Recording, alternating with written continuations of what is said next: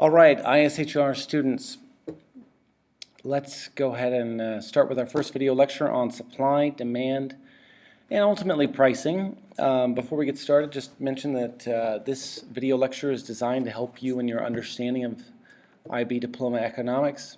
I also feel compelled to mention that this slideshow is not completely my own. It was gifted to me from another economics teacher who gifted it to them, and I'm not quite sure who made it originally, but anyway, just feel like I should try to somehow, give credit where credit's due, though I don't really know who made it initially. I have changed it heavily, but anyways, that's neither here nor there, so let's move on and get into it. So before we get started, I think it's really important to understand what are our learning goals. What do we want to learn? And by the end of this lesson, you will be able to define supply, demand, the law of demand, the law of supply, and equilibrium. Secondly, you need to know, why are the curves sloped the way that they are? Kind of understanding sort of the basis for what's kind of going on in our diagrams. And finally, thirdly, you need to, and this is really important, know the difference between a movement along the curve and a shift of the entire curve. And we'll kind of show you what that looks like. All right, let's get into it. So before we start, we need to talk about one of the things, some sort of kind of a big picture thing, and that has to do with markets. Markets are where buyers and sellers meet to carry out exchanges. It's where they, producers sell their goods and buyers purchase them. You need to understand that what we're learning is really just a representation of a market. The supply and demand diagrams represent markets and what's going on in those markets. So please just remember that. One other point to just kind of remember is that in these markets, when you look at the demand curve, or in German the Nachfrage, that's demand. That represents the demand curve, that the buyers determine the demand in a market. And that sellers sort of represent or determine the supply curve. All right, so let's go ahead and get into it. Of the first two concepts we're going to learn is demand. And if we were to define demand, we would define it like this: the ability and willingness of a consumer to purchase a given quantity of goods at a given price at a given time. And you can also see below that the law of demand is as price rises, quantity demanded falls. We could also say it inversely, or inverted rather, as price falls, quantity demanded rises. Which, kind of makes sense. If you think about it, if the price, as a consumer, if the price is high, do you want to buy a lot of something or less of it? Well, probably less. As the price falls, the amount you're willing to purchase, and just the market in general, rises. So you can kind of see in that curve below, on the right rather, that at a price of 10, nobody is willing to buy whatever good that is. Let's go ahead and pretend that's doner kebabs. Price of 10 euros, nobody wants to buy a doner kebab. However, as prices drop, the number of doner kebabs demanded by consumers rises. And so that's the demand curve. And we could also create what's called a demand schedule. And really the curve that you're looking at is just a visual representation of the data in the table. So you can kind of see at a price of $10 or 10 euros that no doner are demanded. However, if the price drops to $8, or whatever currency we're discussing, the quantity demanded is 4. So now more people are wanting to purchase that item. It drops to 6, more people want it. Drops to 4, even more people want it. Drops to 2, even more people want it. So you can kind of see that as the price falls, the quantity demanded rises, and this is why the curve is downward sloping. Okay. Well, one of the reasons why it's downward sloping. There are some other things to think about too. When we say it's downward sloping, we basically say demand has an inverse relationship. That is, price rises, quantity demanded falls. It's, as one rises, the other falls. And kind of the reason for that, there are a couple reasons. One is called the income effect. And when you think about it, if the price is low on a good or service, then you have relatively more income of whatever disposable income you have to spend on that good. So you can purchase a greater quantity. However, if a price is high, the amount of income you have to spend on it would be reduced because you won't be able to purchase as many, if it costs a lot.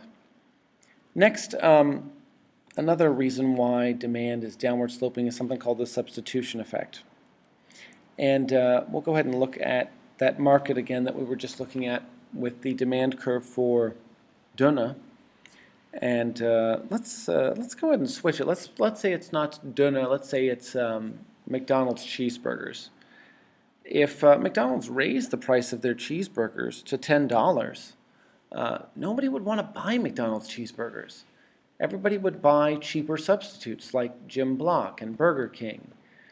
And so the substitution effect just basically tells us that if the price is too high on a good, the quantity demanded will be low because everybody's going to be looking for cheaper substitutes. And finally, the last method, or reason rather, that the curve is downward sloping has to do with diminishing marginal utility. And probably what all of these words mean, is just you understand them together. Diminishing, obviously, it's getting smaller.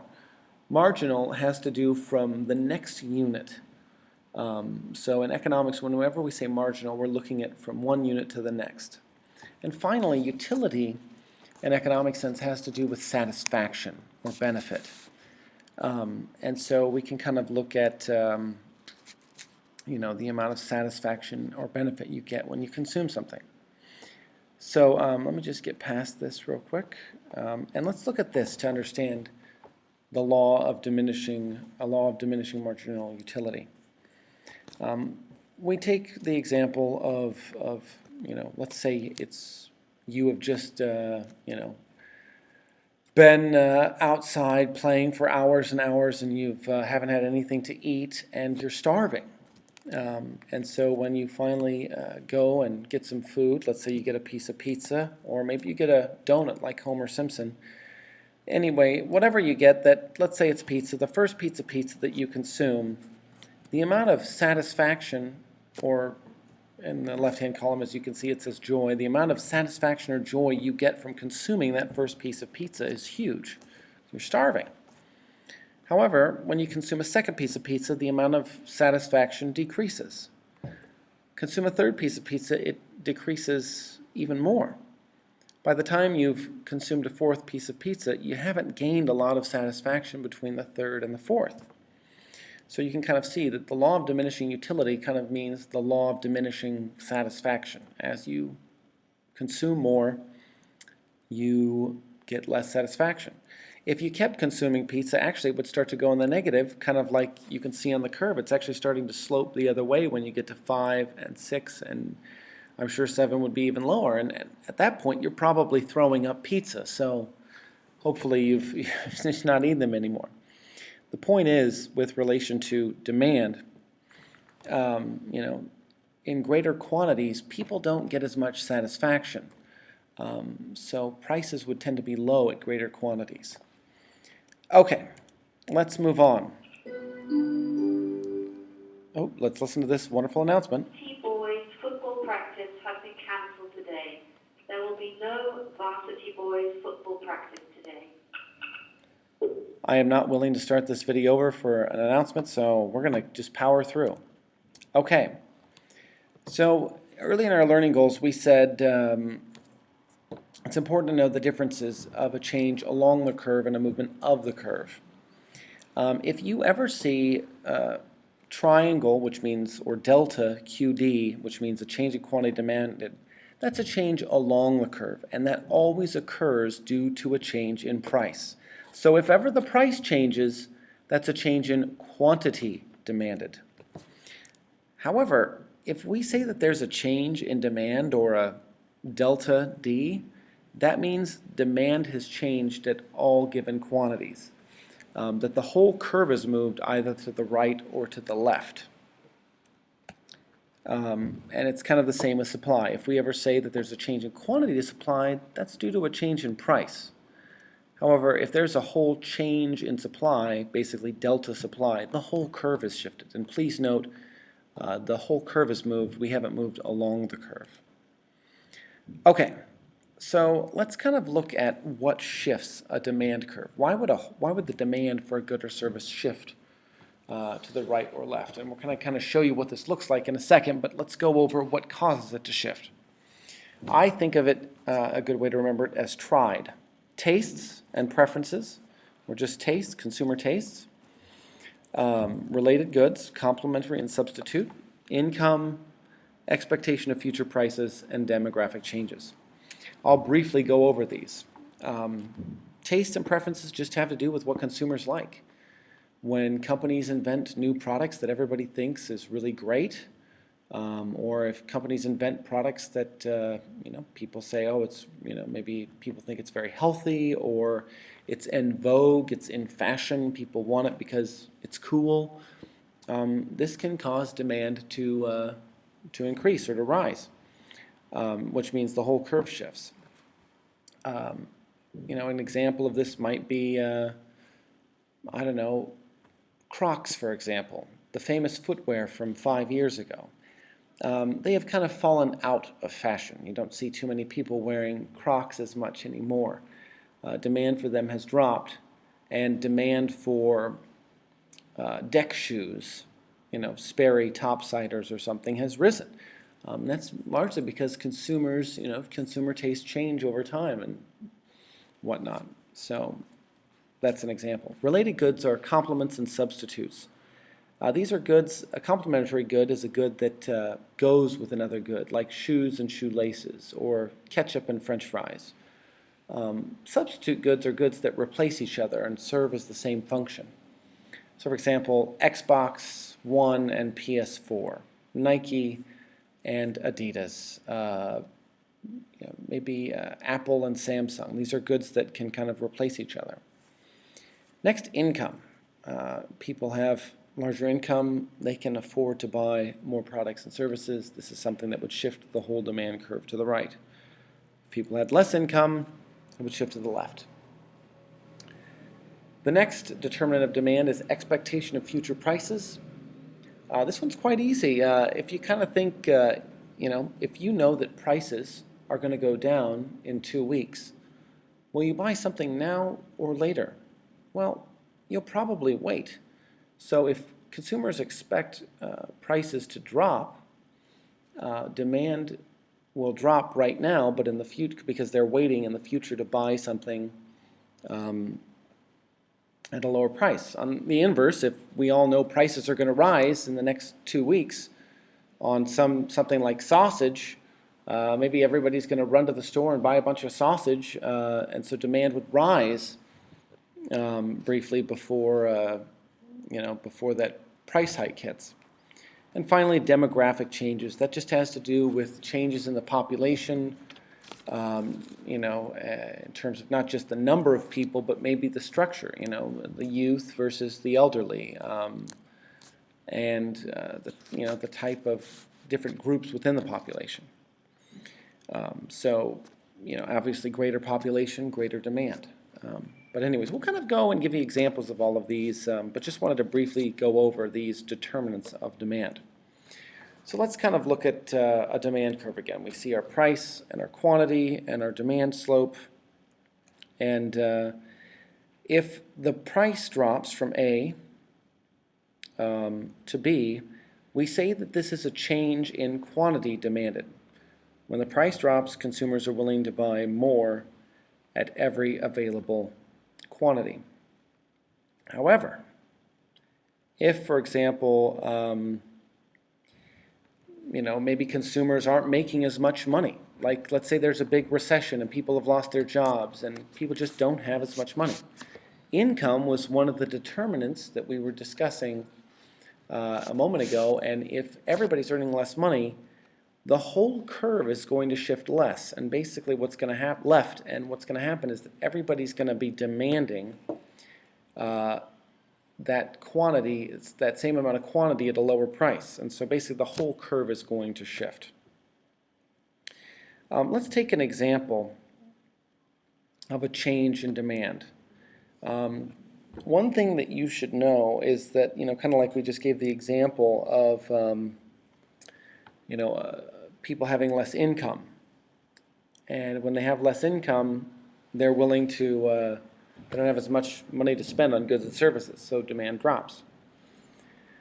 Another good example might be if we looked at the market for ice cream cones. If we look at the market for ice cream cones and we, all of a sudden we get record low temperatures in August, the demand for ice cream cones may drop. And this has to do with taste and preferences. People just don't want to buy cold ice cream cones when it's cold outside. So what will happen to the demand curve? Well, as you probably guessed, it'll shift left. And as you can see in the diagram to the right, bottom right, you can see the old demand curve and the old quantity demanded. And so it shows the number that customers are willing to buy at each given price. When the whole demand curve shifts to the left, the amount of, or the quantity that customers or consumers are willing to demand at each given price drops.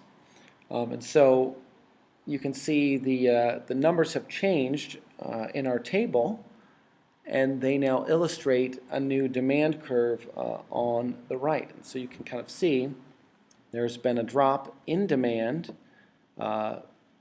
in terms of the amount people are willing to buy at every price, and there's also been a leftward shift that represents that. So please just understand that, again, a decrease in demand means that consumers are willing to purchase smaller quantities at every available price, and demand has shifted to the left. Okay, let's go ahead and give you some examples of why demand shifts. Let's take a really easy example. Let's look at the market for diamonds. If everybody starts getting pay raises and making more money, what will happen to the market for diamonds? Well, you probably guessed it. Demand will shift from D to D1. Everybody is willing to buy more diamonds when they have more money to spend. So this would, again, the determinant would be income. And it causes the whole curve to shift. If I was to add in a supply curve, you would see that price increased, quantity increased, and the reason for that was consumer income. Let's look at another example, and you probably can figure this one out too. What has happened to the market for acid wash jeans since 1985? This is kind of something that maybe you don't even know anymore because they're just so out of style. But you could probably guess, right? Acid wash jeans are not a thing anymore because nobody wants them. They're not in style. This largely has to do to the determinant for the drop in demand is taste and preferences. And if we were to add a supply curve, you would see that quantity decreased and price decreased too. Okay, let's look at another example. There's a hurricane coming. What is going to happen to the demand for bottled water? Well, think about it. Which of the determinants sounds like the best fit? And, if you guess that demand would shift to the right, you're right. Because if there's a hurricane coming, people are going to want to stock up on basic necessities. And this has to do largely with future expectations. Consumers might guess that if a hurricane comes and destroys all the water or sources of water, prices will rise, so it's better to buy water now.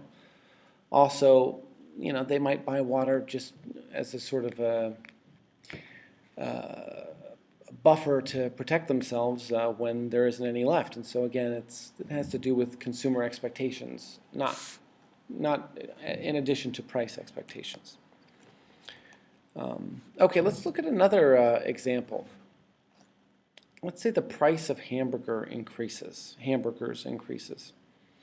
What's going to happen to the market for sandwiches? Well, let's go back through our list of determinants. We've got tastes. We've got related goods, substitutes and complements. We've got income. We've got expectations, and we've got demographics. And we're looking at hamburgers and sandwiches. Maybe you can figure out that sandwiches and hamburgers are substitutes. And so if, for example, the price of hamburgers goes way up, what's going to happen to the demand for sandwiches? Well, it's going to rise. It's going to shift to the right. Whereas if we look at another example, the market for ketchup, maybe that would drop because people, don't purchase ketchup with sandwiches. They purchase ketchup with hamburgers. So you would see a drop in the market for ketchup, yes.